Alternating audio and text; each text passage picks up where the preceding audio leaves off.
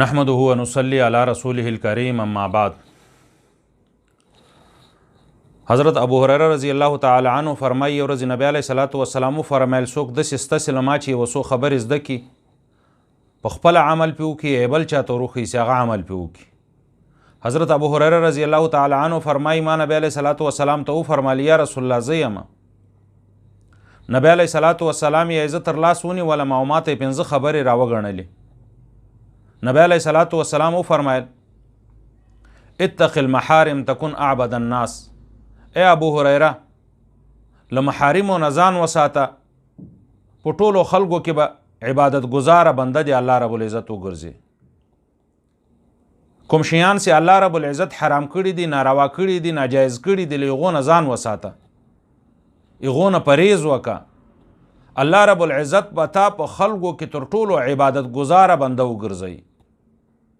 اغه افعال سے الله رب العزت لجانب چی حکم دی سوی د سدا کارونه حرام دي، شرک حرام ده، کفر حرام ده، زنا حرام ده، بدنظری حرام ده، د بل مسلمان مال په ناجایزه طریقه باندې خوړل حرام دي، د یتیم مال په ناجایزه طریقه سره خوړل حرام دي. نو هغه کارونه چې الله رب العزت حرام کړي دي ناجایز کړي دي دغه نه ځان وساته. اے ابو هريره په انسانانو کې به بهترین عبادت گزار سي دی الله رب العزت بهترین عبادت گزار بسي الله رب العزت به په بهترین عبادت گزار او بندگانو کې وګرځي. دوم نبی علیہ الصلوۃ والسلام فرمایل ورضی بما قسم الله لك تكن اغنى الناس. او په هغه شی باندې راضي اوسه چې الله رب العزت ته کوم رزق درکړی ده، کوم شی الله رب العزت ته درکړی ده کم د ک زیات په هغه باندې راضي اوسه. تكن اغنى الناس الله رب العزت بتا په انسانیت کې غنی وګرځي. د الله رب العزت د بندگانو نه به مستغنی، د الله رب العزت د بندگانو نه به بے پروايي. نو هغه مال یا هغه شی چې الله رب العزت تا ته درکړی د پیغه باندې قناعت اختیار کا. نو هغه اشیاء ته مګوره چې هغه د خلکو سره موجود دي، مالونه دي، نور اسباب د دنیا دي، او ته دې ته کوشش کې چې دغه ماتم حاصل سي، بلکې په ایغ باندې ته استغنا وکا چې الله رب العزت تا کوم درغړی د پیغه باندې راضي ووس. الله رب العزت به تا غنی وګرځي، تا به مستغنی کی، بے پروا به دي کې خلکو نه. دریم نبی علیہ الصلوۃ والسلام فرمایل واحسن الى جارك تكن مؤمنا. لخپل پړوسی سره لخپل گواډی سره خپل همسایه سره کې ګړه کوه.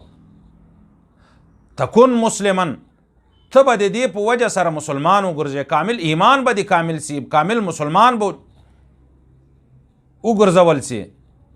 نو د ګواډي سره احسان که ښېګړه که ضرر مه ورته رسوه، تکلیف مه ورته رسوه. الله رب العزت به د دې ګواډي سره د ښېګړې په وجه سره الله رب العزت د تا ایمان کامل کی، تا به کامل مسلمان وګرځي، تا به کامل مؤمن وګرځي.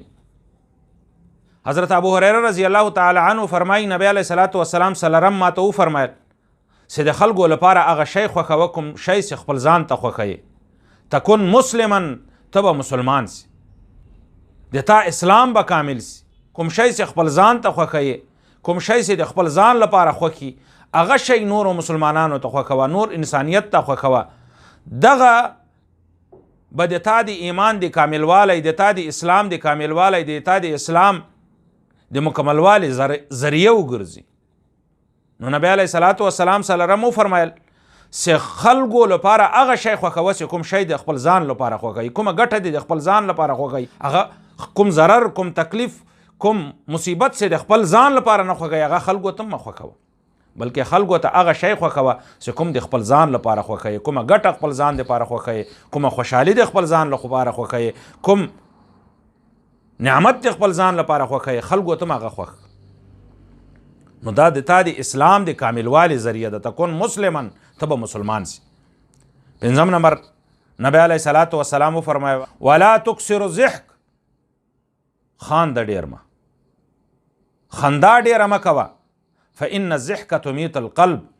او دغه ډیر خندا د انسان زړه غافل کوي، د انسان په زړه کې غفلت پیدا کوي، بیا د انسان د غزړه د غفلت لوجه مړ. د الله رب العزت ذکر اذکار بیا خوند نه ورکوي، زړه یې مردی، زړه کې بیا هغه لذت د عبادت نه. نو دغه 15 خبرې نبی علیه صلات وسلام ما ته وفرمایلې چې ای ابو هریره په دغو 15 خبرو باندې عمل وکړه.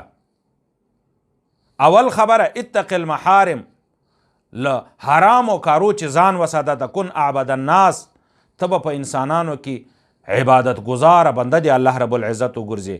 دوم نبی علیه السلام وفرمایل ورضی بما قسم الله لک، په هغه شی باندې راضي سه چې الله رب العزت کوم شی تا ته درکړی ده، که کم ده که زیات ته راضي پې اوسه، د الله رب العزت په تقسیم باندې راضي اوسه. تکن اغنى الناس، ته به د خلکو نه بې پروا سي. دریم نبی علیه السلام وفرمایل له خپل ګاونډي سره ښېګړه که، دغه د خپل ګاونډي سره ښېګړه کول دا سبب دی د چې د تا به ایمان کامل سي. څلورم نبی علیه السلام وفرمایل د خلکو لپاره هغه شی خوښوه کوم شی چې د خپل ځان لپاره خوښوې، دا به د تا د اسلام د کاملوالي ذریعه وګرځي، ته به مسلمان سي، د تا اسلام به کامل سي. پنځم نبی علیه صلات وسلام وفرمایل زیات خاندمه، ځکه دا خندا زیاته خندا چې ده دا د انسان زړه غافله کوي، د انسان په زړه کې مرګ پیدا کیږي، د هغ غفلت له وجې بیا د انسان زړه مړ سي، بیا هغه انسان ته عبادت خوند نه ورکوي، ذکر اذکار خوند نه ورکوي، د الله رب العزت په دین باندې تک بیا خوند نه ورکوي. نو نبی علیه صلات وسلام ما ته یې دغه 15 خبرې نبی علیه صلات وسلام ما ته د دغو 15 خبرو نصیحت وکړو. نو محترم ورونو، هر مسلمان باید په دغو 15 خبرو باندې عمل وکړي. الله رب العزت دې موږ او تاسې ته په دغو خبرو باندې د عمل کولو توفیق راکړي. وما علینا الا البلاغ.